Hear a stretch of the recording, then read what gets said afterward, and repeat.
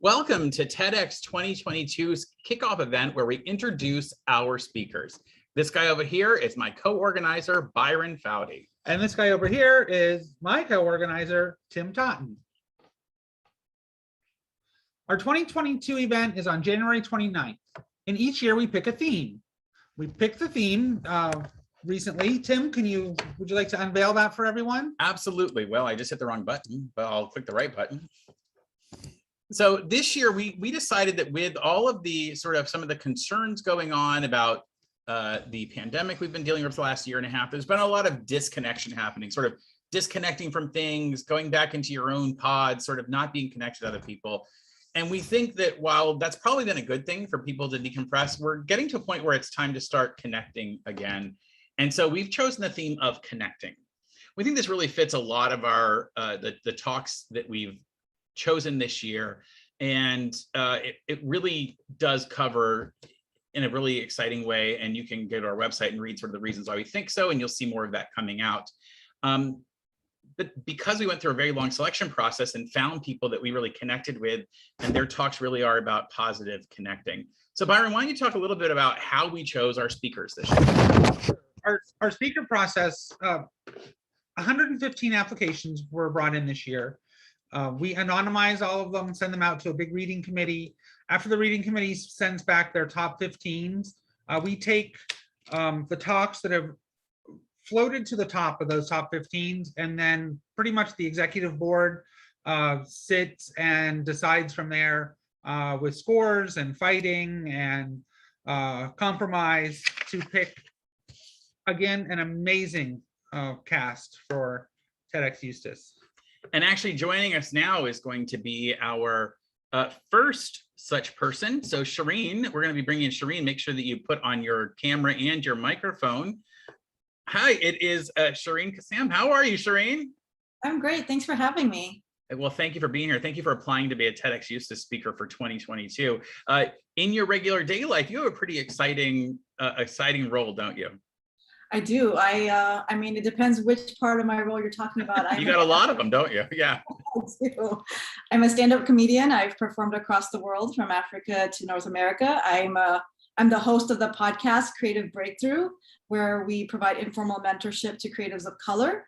I'm the founder of an online wellness boutique, and I am a marketing manager at Walt Disney World. And when I'm not doing those, you can find me eating chicken wings. Which is great because it brings us up to your TEDx talk for 2022, which is right now is tentatively titled "Chicken Wings Made Me Unstoppable." Without giving too much away, what in the world does that mean? Chicken wings are a big part of my life. I mean, I love chicken wings. It's ever since I moved to America as a child, my family and I have eaten chicken wings. It became a weekly part of our routine. And over the years, I realized, like, you can't mess up chicken wings. Like, you just can't. Like, think about it. When was the last time you ordered chicken wings and they were wrong? I mean, the worst they can do is give you all drumsticks. Then I would admit that they're wrong, because they should always be flat. So what if we went through our life being like a chicken wing and not ever being able to mess up? We're so excited for your talk. And I think people can find you online, because you beautifully described, I think, is it Funny Brown Girl? Is that your moniker, your sort of title online? Yes, you can find me at funnybrown.com or on Instagram at funnybrown.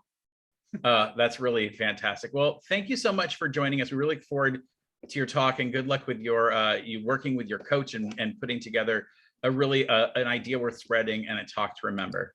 And thank you for having me. Yeah, thanks, Shireen. So Byron, I think it's going to be your turn, and I'm bringing up your person here in just a moment. Perfect. Well, you don't have to bring him from very far. This is one of our very local speakers, right from Mount Dora, Michael Ondrasik. He's been a TEDx coach with us before. Now he will be a speaker next year. Michael's talk is tentatively called "How Looking at the Past Can Change Our Future." So Michael, we know what Tim and I know what you do and how this all relates. Share with everyone if you don't mind. For the last 7 years, I've been helping people preserve their memories of the families that they've collected over the years. And I've had a really great opportunity to see how common really our memories are. I mean, the memories that one person saves is the same memories that somebody else saves. And, you know, there are differences and variances, but looking at everybody's personal history has kind of encouraged me to take another look at my genealogy and getting back into my past. I knew my grandparents, I knew about my great-grandparents, but that's as far as it went. So I started tracing my genealogy. I went back, I probably have 9,000 people on my family tree, and I discovered a lot of interesting things. And that's pretty much what fed this talk that I'm going to give.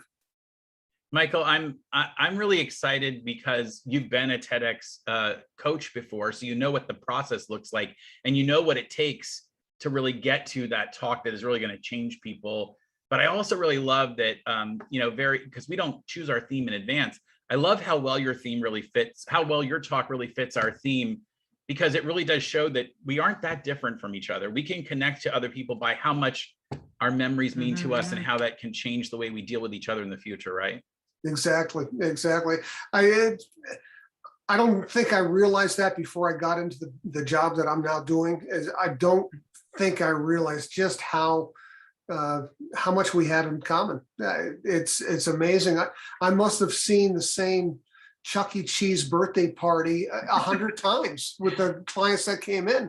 We all did it. We all took our kids there. We all have the same Christmases and Thanksgivings. And we all want to remember the same things, no matter how different we may be and how polarizing this world can get. We all at the core, we all really want the same things. We want to remember the same things. Well, we're so glad that you're with us this year. And so we look forward to the journey you're going to be on, and we really appreciate you sharing your idea with us. Thank you. You're welcome. Now, I'm going to bring up now one of our speakers from farther away, and that is Robin Phillips. Hey, Robin, how are you today? Wait, I can't hear you, Robin. This is the secret of the Zoom generation, is we're always on mute, aren't we? I do it all the time. So, take two. How are you, Robin? I'm wonderful. I'm excited, actually, very much excited today, because today is the rollout of my documentary film on who really wrote Shakespeare.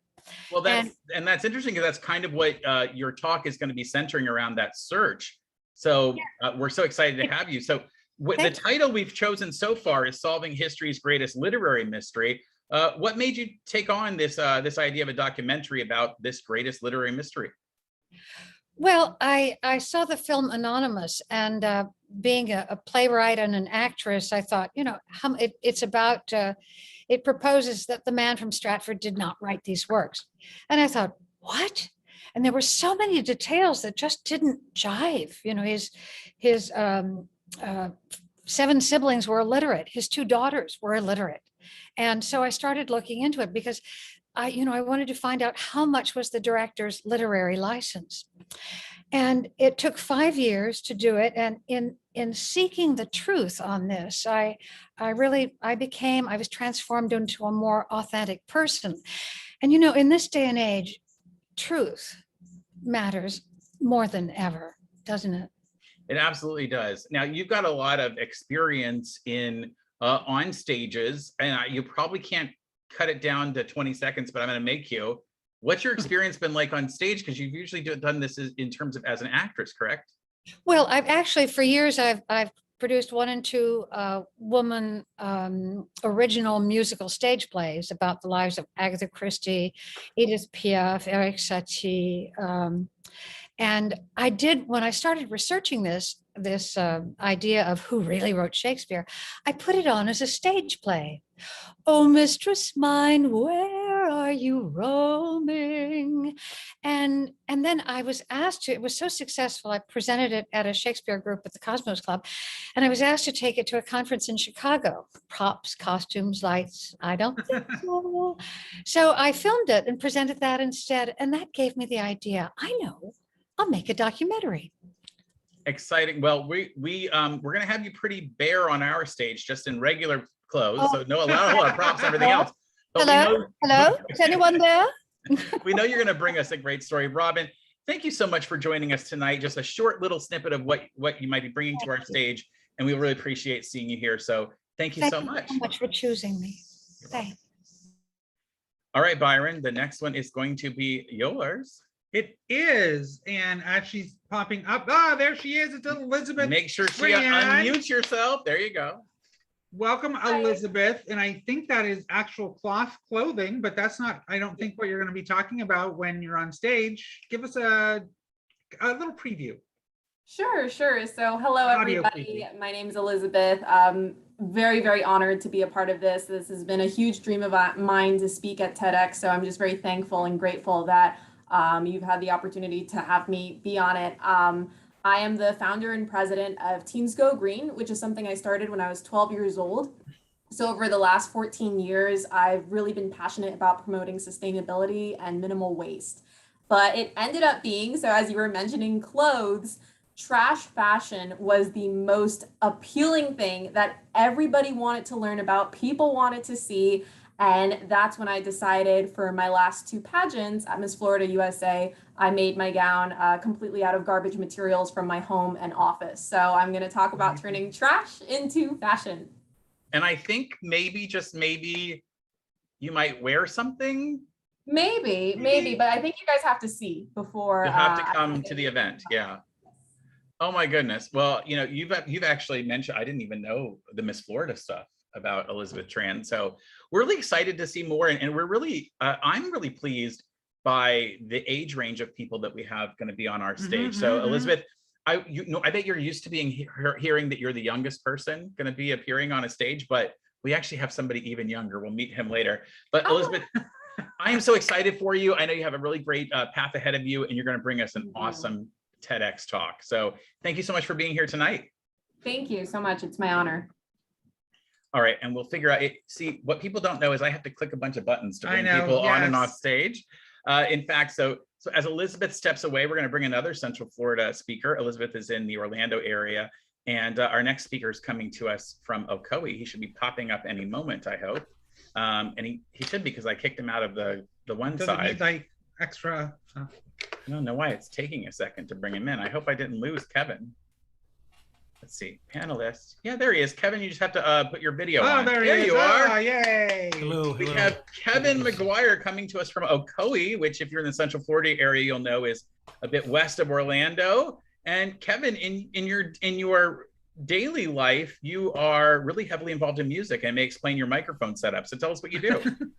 That's right. I teach privately. I teach violin lessons and piano lessons and vocal lessons. I've been doing music my whole life, so ultimately that's my... Kevin, your talk is tentatively titled "Changing Lives Through Adoption." I know you applied with with the topic "A Crash Course into Adoption." Yeah. Why were those words really important to you? Well, I mean, it was kind of a play on words, because I am talking on adoption and my perspective as being an adopted child into this country. I was from Vietnam, and the plane that I came in crashed. And so that was kind of my whole beginning into the whole process. Not that I volunteered, knowingly into that situation, but so it was a play on words of the idea that, back in 1975, the Operation Baby Lift movement happened. Yeah, go ahead. Yeah, and you're going to tell us not only your moving story, but I know you're going to be able to get into how adoption changes lives. I will tell you, I personally have a connection to that. My son was 16 when I adopted him, and it's not only changed his life, but my own. So I'm really excited to hear that's cool. What you are going to bring to that as somebody who's had that experience. And yes, I think it'll be quite a sensational story to hear your beginning, but I'm really excited to hear where you've taken that as you've gone in your life, and how it's changed not only your life, but the life of your mother. So yes, I'm very excited to share it. So thank you for letting me have this opportunity. I'm so glad that we can have you as one of our speakers, and I'm really excited to see your journey as you go forward, because working with a coach with TEDxEustis really helps you to really pull that story in. And while we're not highlighting coaches today, it should be noticed that you, Kevin, and all of our other speakers do have a coach that you're working closely with, and we hope you form a really great bond with them and bring that story to life. So thank you so much again, Kevin, for being here. All right, thank you very much. All right, I think the next one, I'm going to find, Byron, the picture of this person. Okay, so perfect. Because I think our next one is a person who was not able to be here. However, We're so glad that, so I'm going to share my screen. I have one of those nice that is playing games with me right now. There we go. I know it's charged. Okay. So, oh, not that person. It's all right. You're fine. Oh, that's Just on the screen. Why don't you talk about this? that next one? Okay, good. So I lost my. Oh, Rene Baker. So Rene Baker is the picture on your screen. She's one of our TED speakers coming from West Florida. I believe she's over in the Tampa area. And her topic is what we get wrong about the racial wealth gap. So from what I remember, Rene is a financial advisor, works in that, and is going to talk about the importance of education to everyone and how that education can help close the racial wealth gap as they get through life. So we start education earlier about financial topics, which are probably missing a whole lot in general schooling. We'll be able to pick up and how to educate on the racial wealth gap. So we're excited to have her. And actually on your screen now, you should be seeing Marissa Franco. Hey, Marissa, how are you? I'm great. So excited to be here.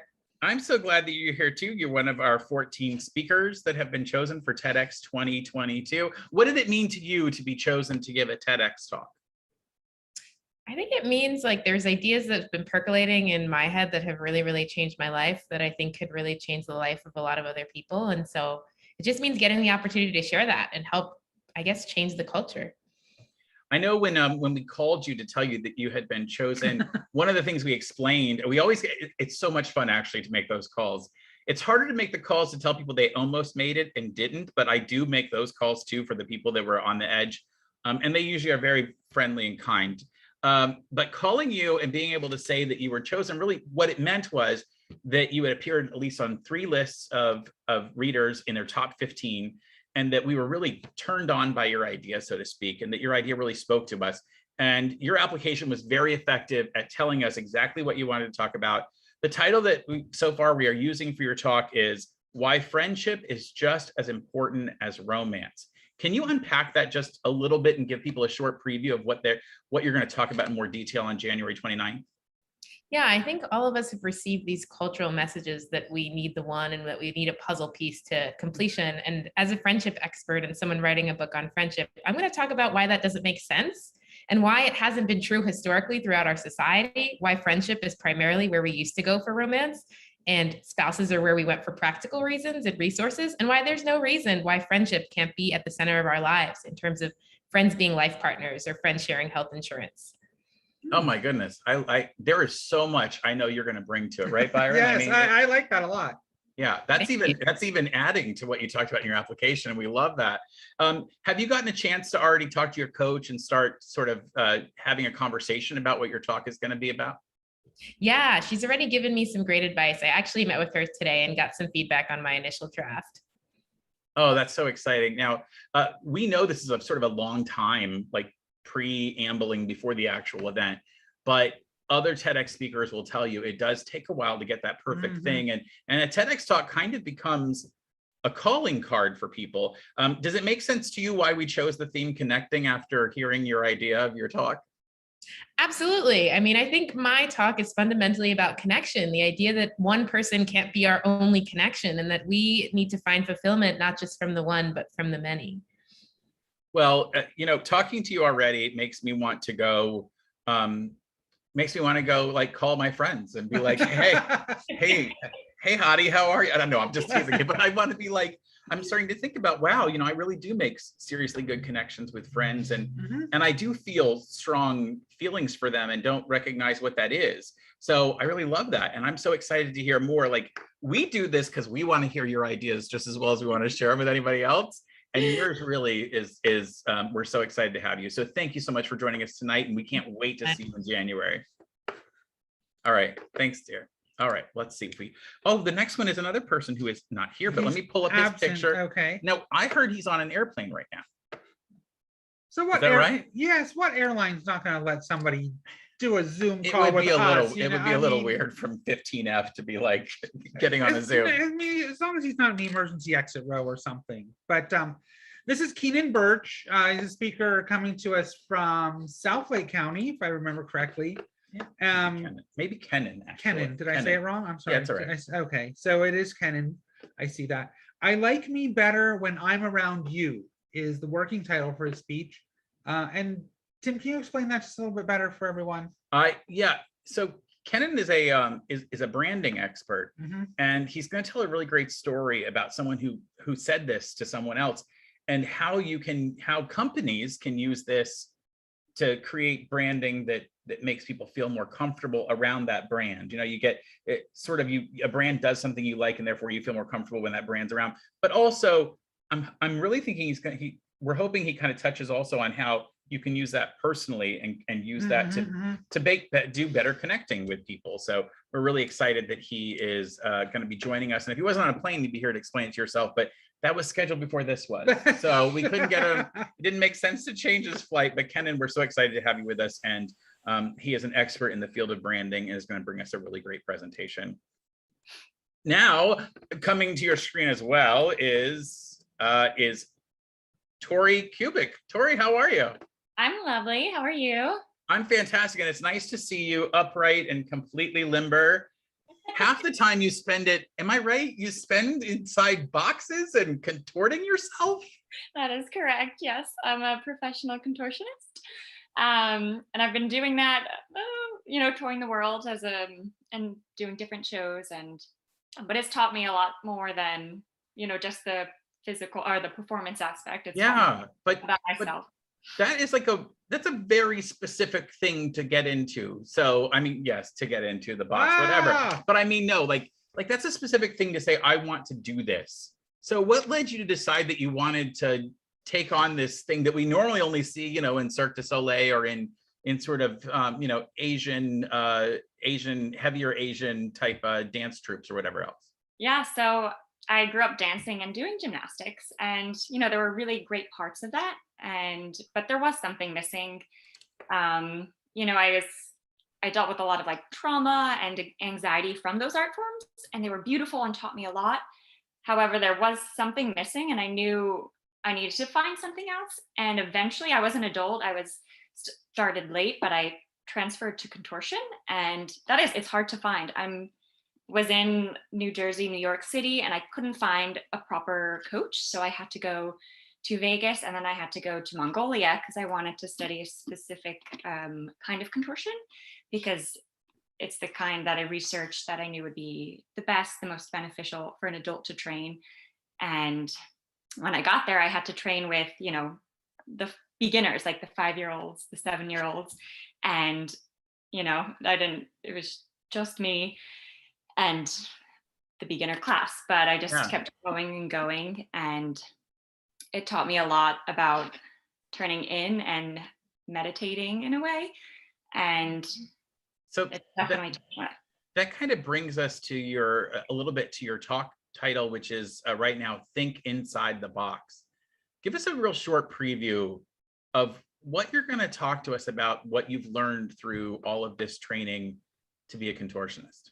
Yeah, so, when we're young, when we're in kindergarten, we learn to, think outside the box. That's what everyone kind of tells us. And I remember, hearing that in dance class and learning it in school.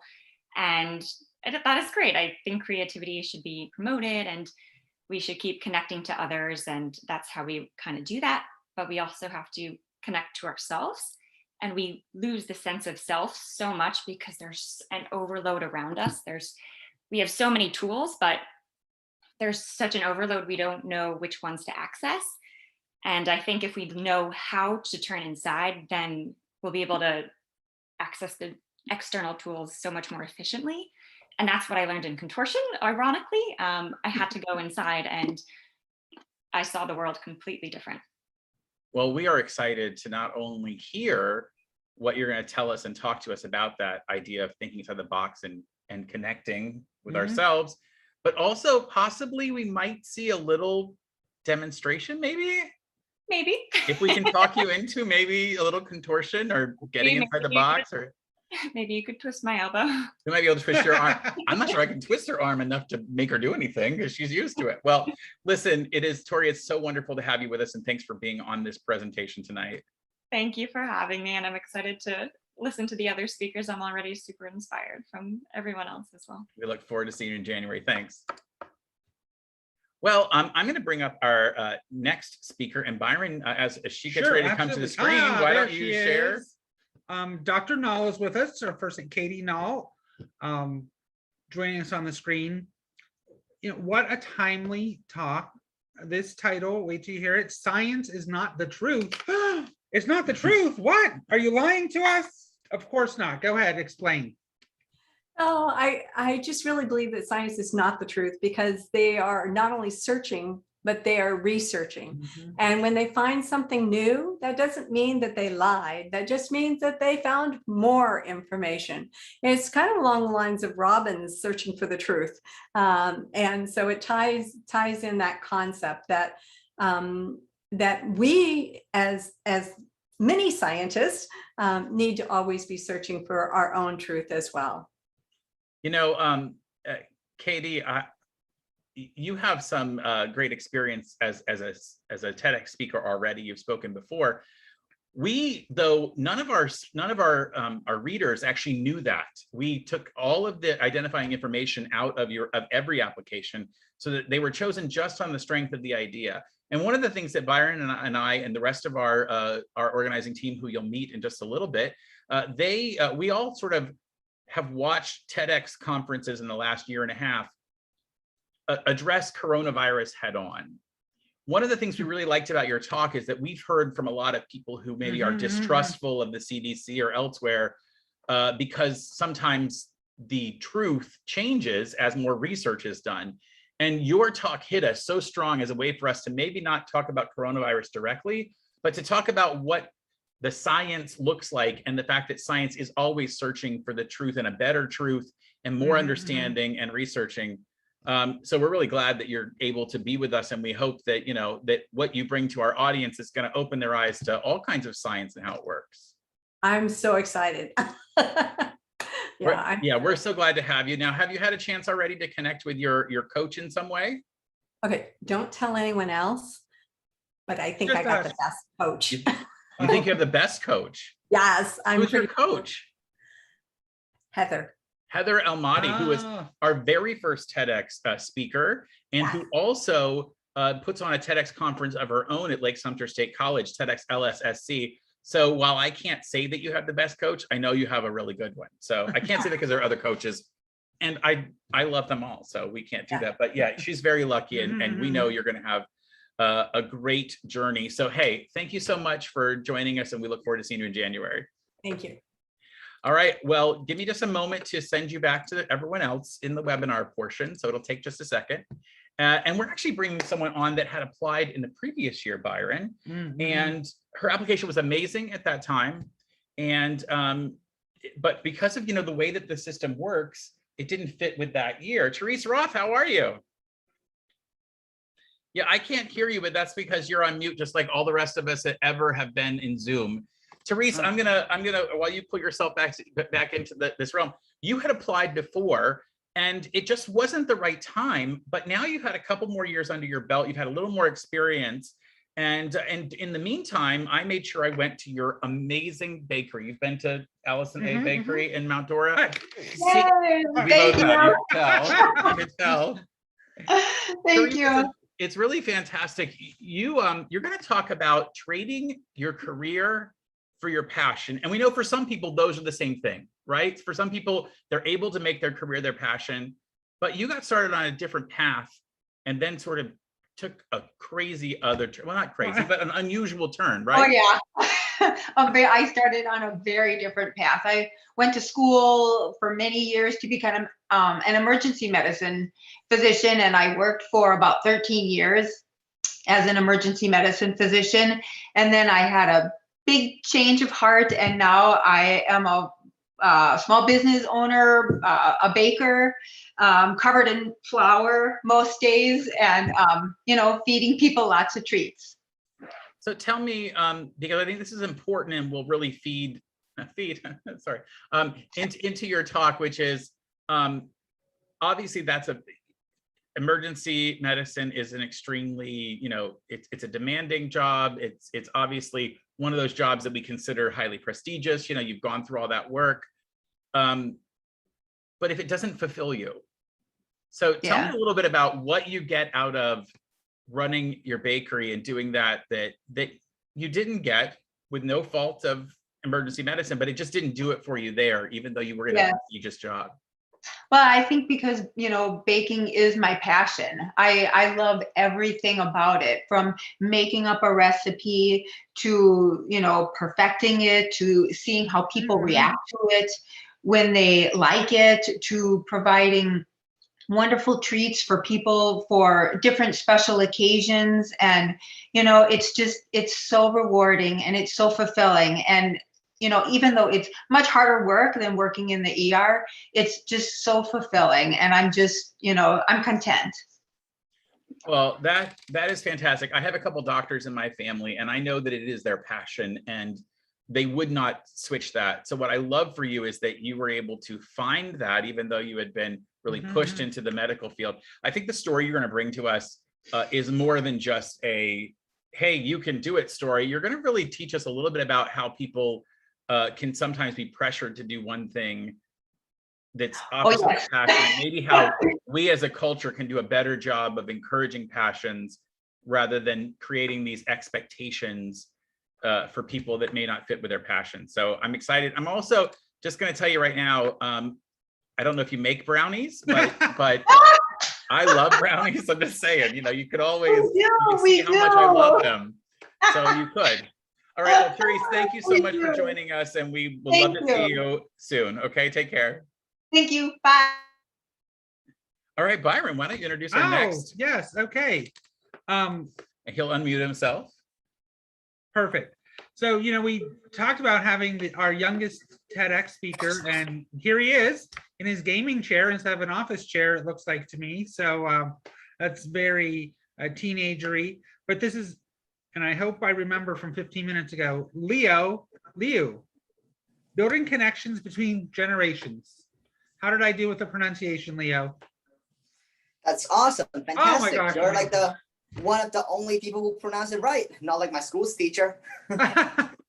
Well, my name is Byron, and I've been called Brian my whole life, so I'm very sensitive to when people call other people the wrong name. Right, Tim? Oh, sorry.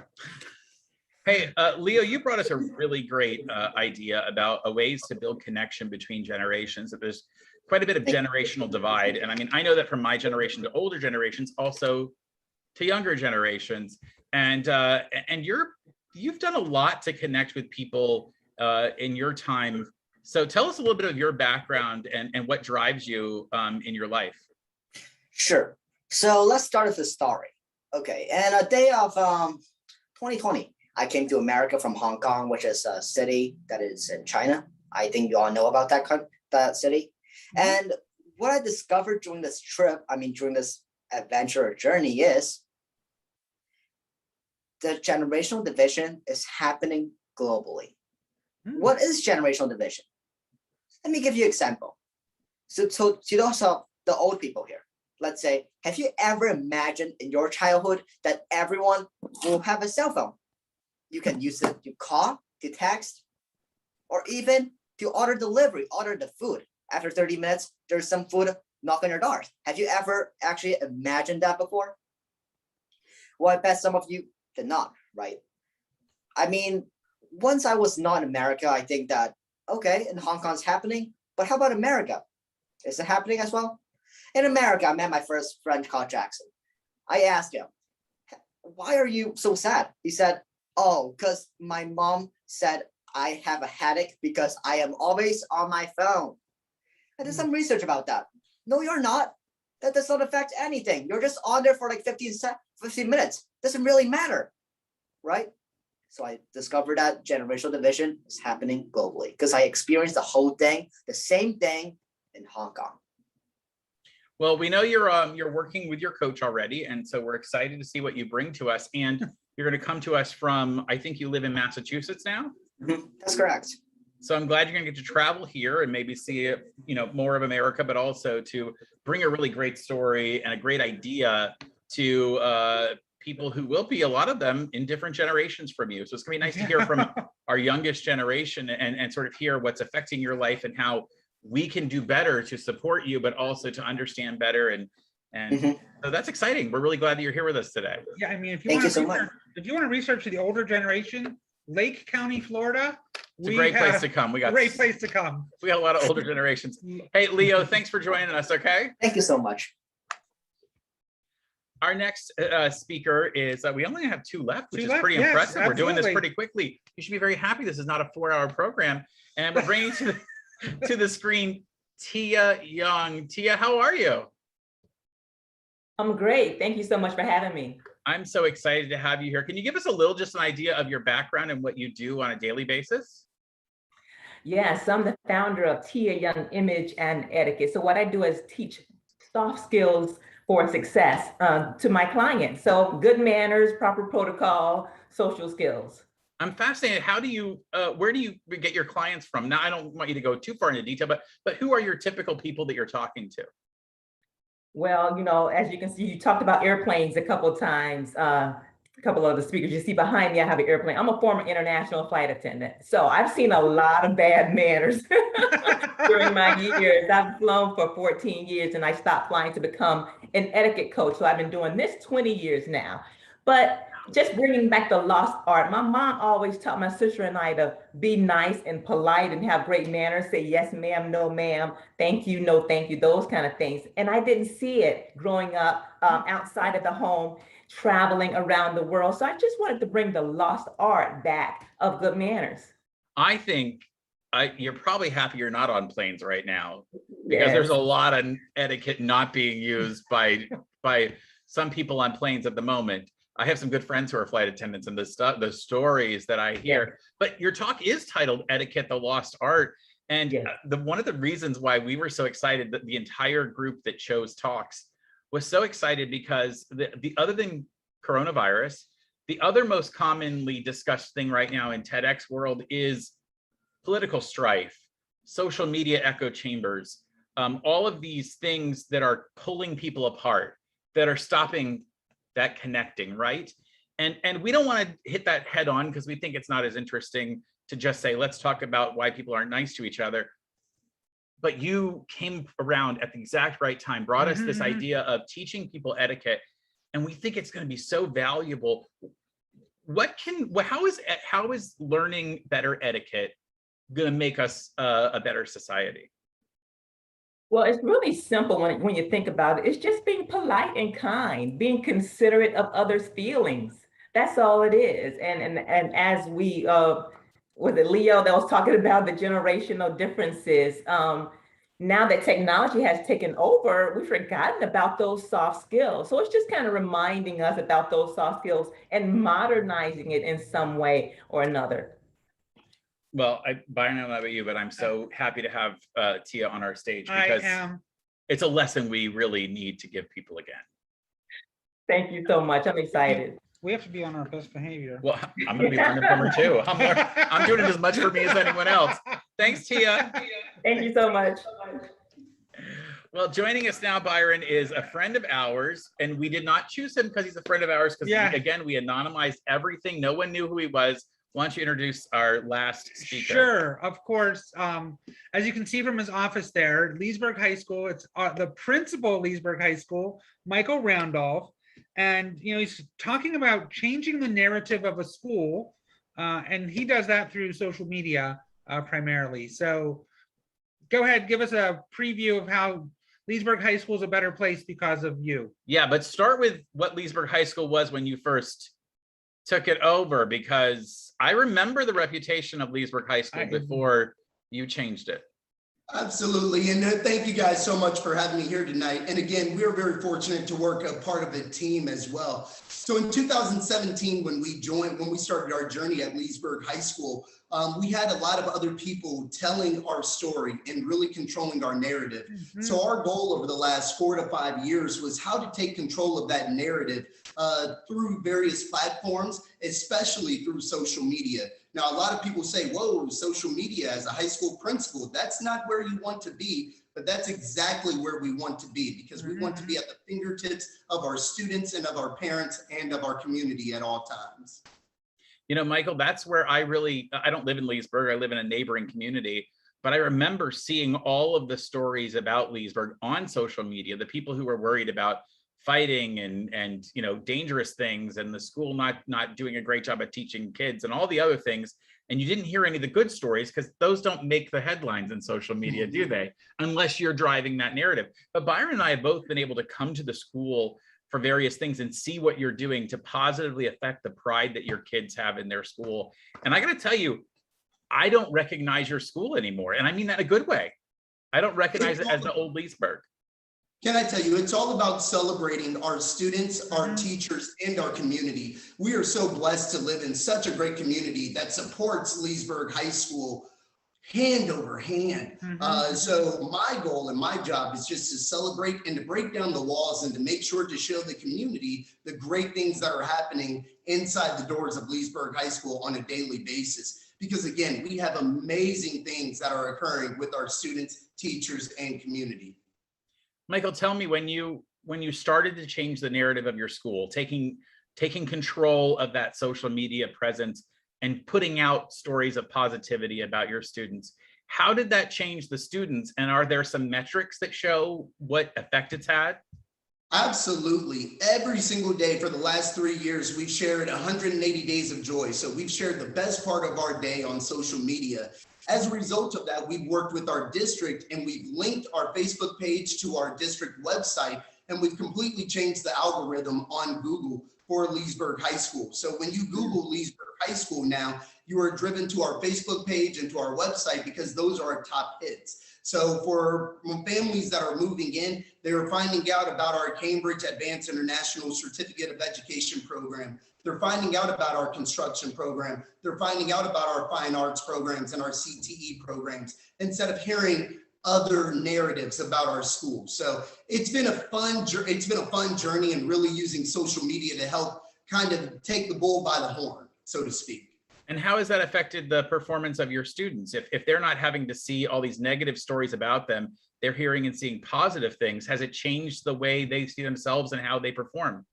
Absolutely. Success breeds success. So our students are able to see themselves in a successful light on a daily basis, broadcast all over on their fingertips as well. So our students have really started seeking out being a part of 180 Days of Joy. And that's when you know that it's really changed the culture of your school. When you have students that are seeking to be in a picture with the principal because they want to be featured on the website with him, that's a good thing. And that's exactly what we're trying to do. And not just me, it's about trying to be caught doing positive things for our community and for our school. We look forward to seeing you in January. Thanks, Mr. Randolph. Well, I'm bringing up a few more people to be on our screen, and we have our she doesn't know she's on screen right now. Hi, Mom, Robin. how are you, Robin? Hi. So if you want to take just a moment and tell people how and where they can get tickets while we bring our two curators on the screen, go ahead, Robin. Why don't you tell people how they can get tickets for our event and the different types of tickets they can get? Okay. Well, the place to get your tickets will be on our website. You can also click on the Get Tickets link on our Facebook page, TEDxEustis.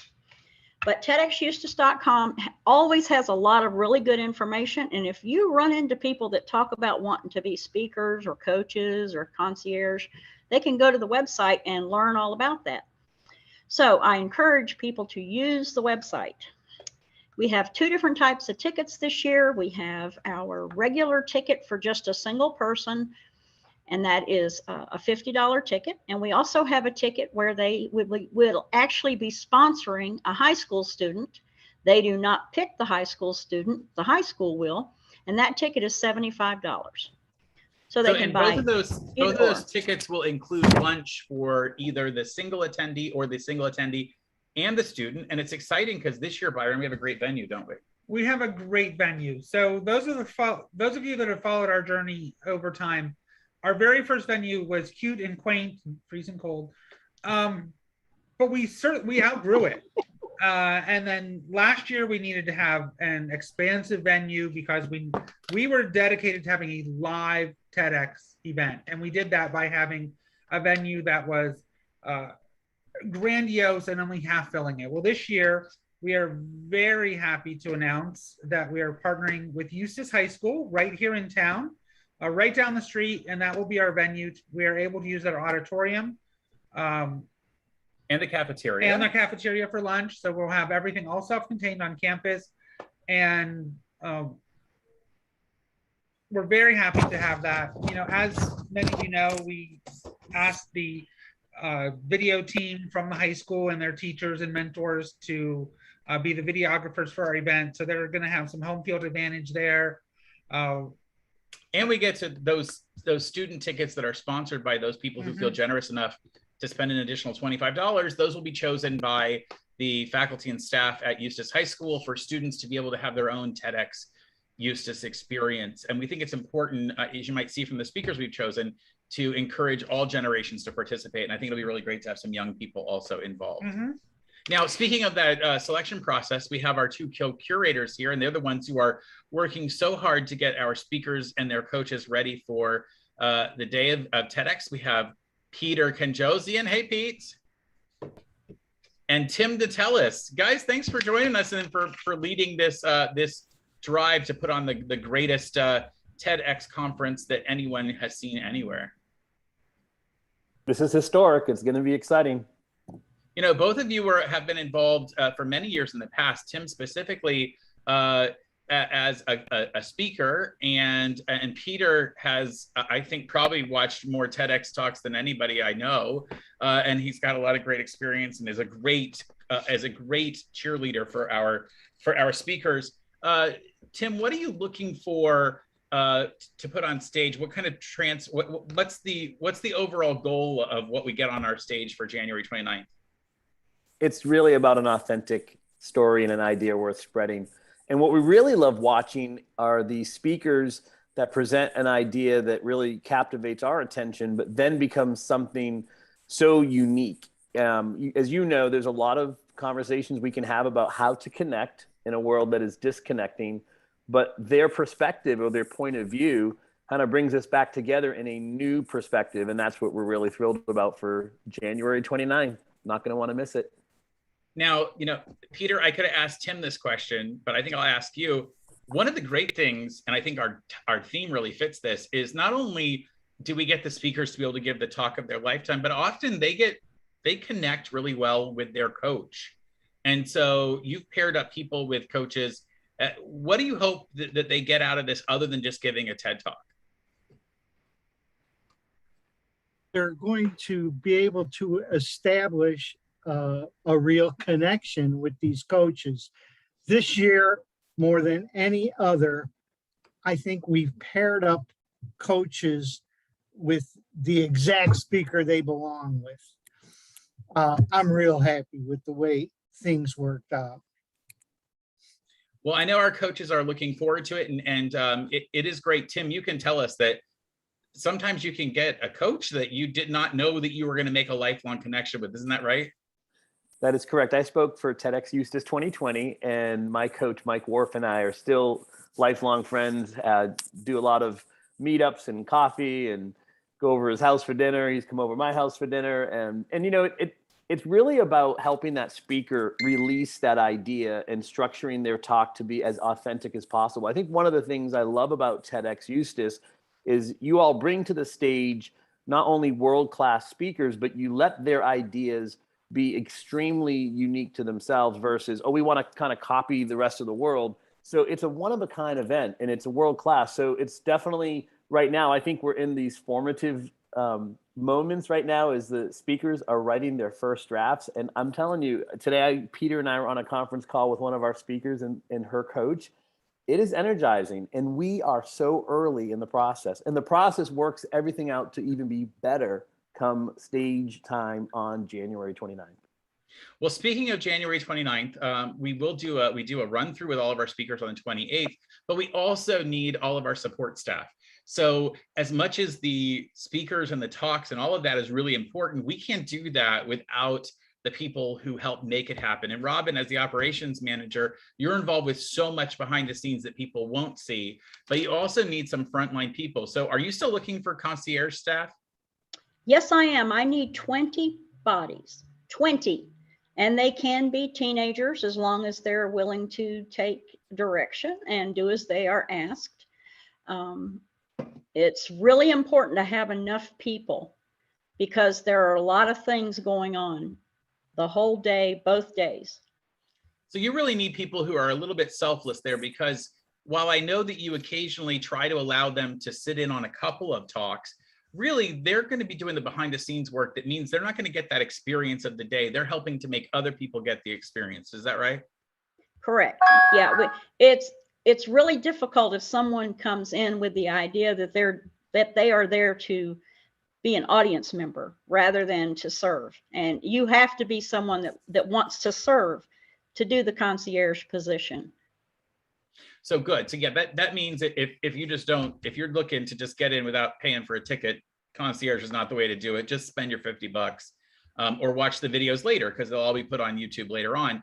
We're really looking for people that have that servant heart and want to make everyone else's day really good. And they might get to see a talk or two, because I know you're very kind to help people. If they have somebody they really want to sit in on listening, that you'll work to figure out a time when they can have a break to do that. Absolutely. And you know, the things that concierges do are like prepare our breakfast items, welcome people, give them their swag bag, and those type of things, and make sure that lunch is ready and all the other stuff. Is that right? Yes, and we have to stay on top of everything because cleanliness is very important. It always has been, but it is even more so. I mean, we pulled off 2021 without any issues because we were so careful, and the venue we were in was so careful. So we want to continuously have a world-class successful event that is appropriate for what's going on in the world. I'm going to try to bring everyone back up that is one of our people. So everyone else, you stay on here. We're going to try to bring everyone up who is one of our speakers this year, because I'd like to get them all on screen before we hang up. And I'm going to try to talk at the same time as I do that. So good luck, right, Byron? Why don't you talk about that? Yeah, why don't you talk about that other part? So those of you who've been around TEDx, we have our speakers, which are a great part of our day, but we also have performers. You know, in the past, we've had singers, we've had a hula hoop dancer, we've had I call him a rock star painter, where they play the rock music and he throws all the paint on there, and all of a sudden, a painting appears in like 10 minutes. And we've had the didgeridoo. We've had someone play a theremin for us in the past. So two spaces for performers are available right now. And the application process is simply just to send us an email at TEDxEustis@gmail.com with maybe a link to some performing that they've already done, or maybe a link to their website that they're interested in doing that. And they do share the stage with you. I forgot, last year we had a juggling comedian. Also, he was a Guinness Book of World Records. A stunt comedian.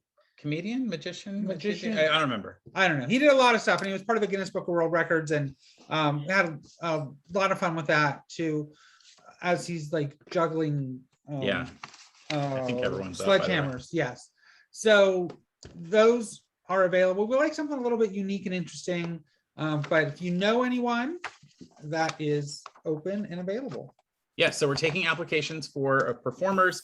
We like something unusual, different, and we're really excited to be able to take those applications. Well, can you screenshot that for like a social media? I can screenshot it. I'm going to do that. So everyone wants to look nice and pretty and happy. And can we see the Hold on. Okay, everyone, make your nicest, prettiest, happiest face to your camera in 3, 2, 1. Oh, it worked. It snapped. Perfect. All right. Well, on behalf of everyone here at TEDxEustis and the audience that is going to enjoy this on January 29th, 2022, thank you to our speakers. So, but 12 of you got here. I'm amazed. It's impressive. 12 of the 14. That's so amazing. Thanks to everyone for being with us this evening. This will be available to stream and view later, so make sure you share it with people. And we are so looking forward to your journey. Thanks for being part of the TEDxEustis family. We're welcoming you in, and we know it's going to be a great year. Bye, everyone. Bye-bye. I got to remember which button turns it off.